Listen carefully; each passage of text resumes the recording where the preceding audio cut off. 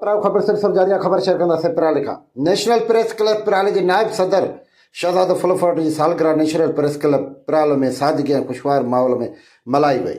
उन मौक़े ते नेशनल प्रेस क्लब जा सदर नियाज़ अली सोलंकी ऐं उस्ताद शोएब बलोच, समाजी वर्कर अरशद अली फुलपोटो, अली जान सोलंकी ऐं उस्ताद इमरान फुलपोटो ऐं इमरान अली अब्बासी पिणु मौजूदु हुया। सभिनी दोस्तनि ऐं साथियुनि गॾिजी केक काटियो।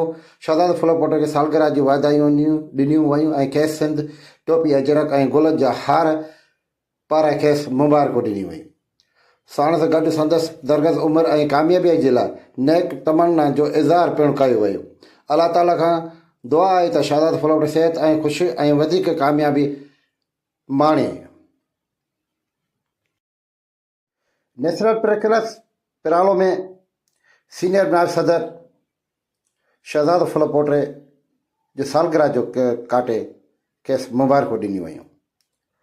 साणसि दोस्तनि, साथियुनि, उस्तादनि, सहाफ़ियुनि ऐं शहरनि पिणु शिरकत कई ऐं मुबारकूं ॾिनियूं ऐं खेसि केक काटे केक खारायो वियो ऐं मुबारकूं खेसि ॾिनियूं। सिंधी टोपी अजरक पिणु पारायो वियो। खेसि दोस्तनि गॾिजी दुआऊं घुरियूं ऐं उन जी सहाफ़त खे पिणु साराहियो वियो।